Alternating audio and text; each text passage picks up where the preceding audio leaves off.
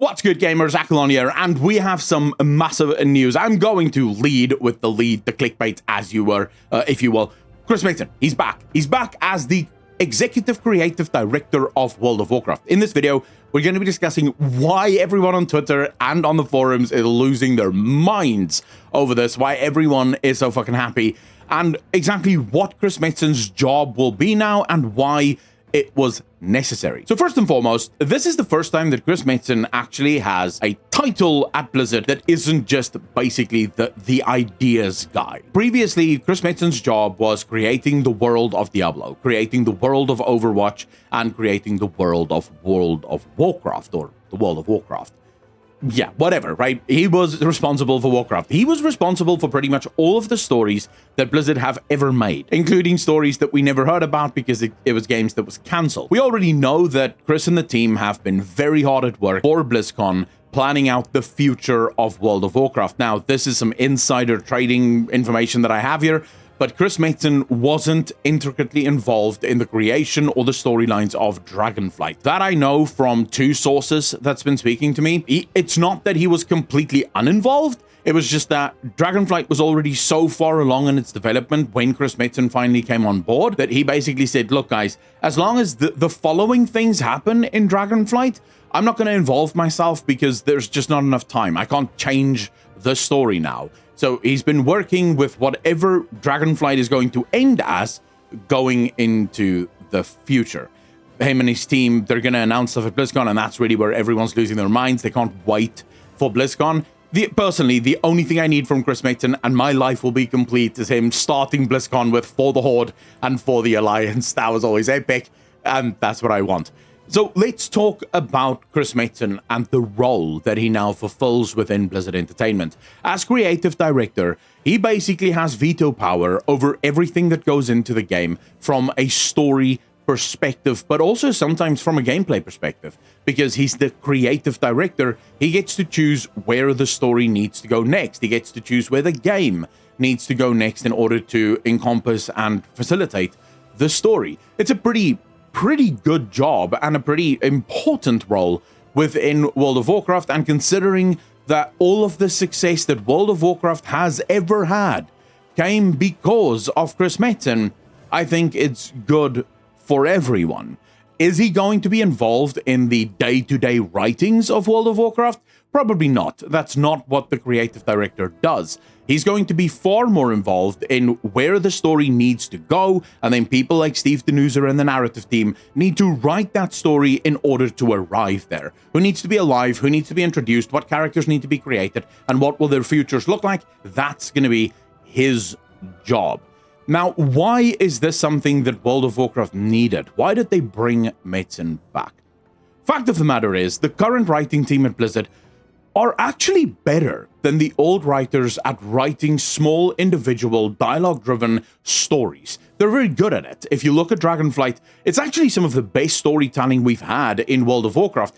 The story itself, not very good, but the storytelling, not very bad, right? Actually pretty good, a lot more involved than ever before. There's still some big misses, and there's still some pacing issues that I don't know if that's just inherent with how World of Warcraft is designed. We spoke about this yesterday. The sword, for example, Ysera, the fact that stories are created and then sort of left on ice with no progression whatsoever until a much later date.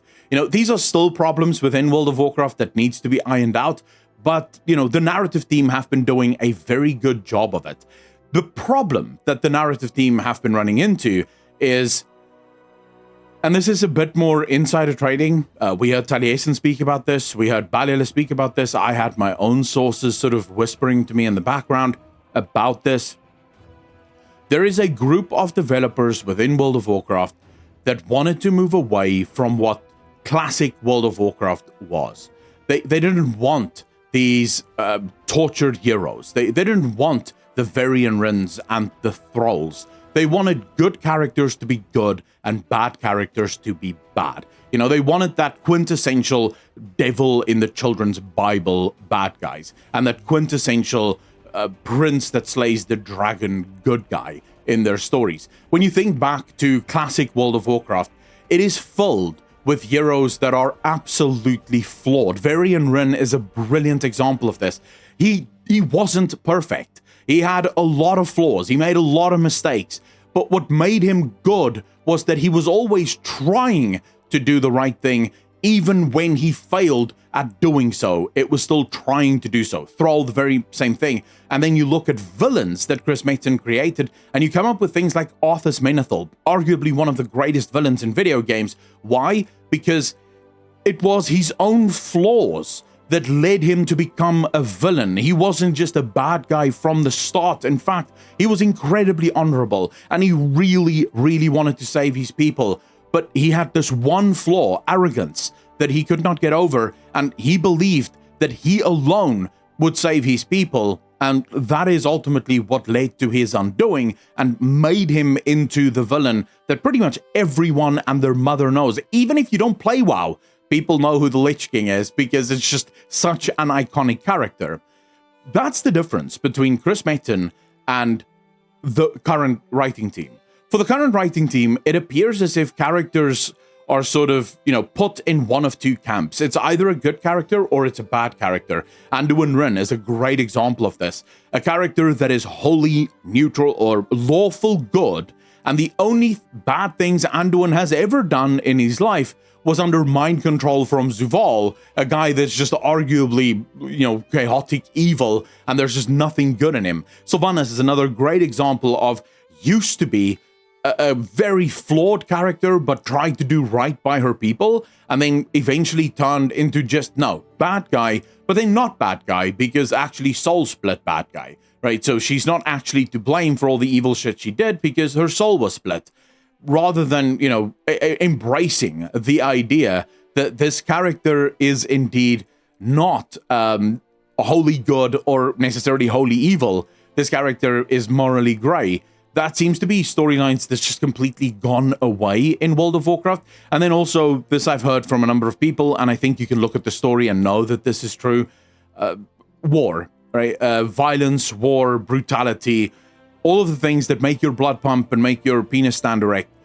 Those things are not things that the current writing team of World of Warcraft want in the game. This is where Chris Metzen and the current narrative team have been clashing on most.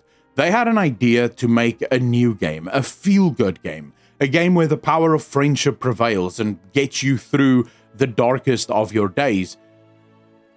And it didn't resonate. The fact of the matter is that for the player base, those of us that remember the old heroes, that remember Garrosh and that remember Thrall in being this savage, but also this really good guy, it did not resonate for us the same way that the writers hoped that it would. And Blizzard realized this. They realized that the player base, for some reason or other, simply isn't attaching to these stories. It's very telling when I make a video and I speculate on stuff and I get comments on the video saying, yeah, but we know that the Blizzard team will never do this. That's telling. Because I should not be able to come up with better stories than the Blizzard team, right? And not just me. Ballilar, I see it on many speculation videos where people will always say, oh my god, your stories are so much better than that what Blizzard is doing. That tells you that there is a fundamental disconnect. The story is just not cool enough. Ballilar have made multiple videos on this. The story needs to be cool, and that's where Chris Metzen comes in. This man is a literal genius at world design. It's what he does. He created a company, started a new tabletop Ouroboros game, and that's all world building. Tabletop is like masterpiece world building. You can be a great story writer and not make a tabletop video game, because tabletop isn't just about story. It's about creating a world and then allowing players to engage and live within that world in whichever way they see fit. That's where Chris Metzen shines. The fact that he wrote Diablo, the fact that he wrote the Overwatch world, and for those of you that don't know, Overwatch actually has a pretty incredible story. It's just never really showcased in any way, shape, or form, but it does actually have a good story. There's a lot of world there. And Warcraft, its backstory is phenomenal, right? There's a lot there that we can unpack. And with Chris Metzen back, I really do think the story is finally going to be able to take direction, and hopefully go in a direction that we can all go along with. It sounds so cliche to say this, but World of Warcraft needs its war back. It needs those characters back that are flawed and aren't just good or evil, but actually more gray. And it's a bit harder to figure out who this character is and what this character is. So to Chris Metzen, I want to say, welcome back, King. We have missed you, and we are so glad to finally have you back. Ladies and gentlemen, if you are excited for Chris Metzen's return, please remember to hit the like button and also subscribe over on Patreon so that you can keep this channel free from sponsorships. $1 a month, that's all I ask. You get some artwork and you help support the channel. So click the link in the description down below. As always, peace out, fam.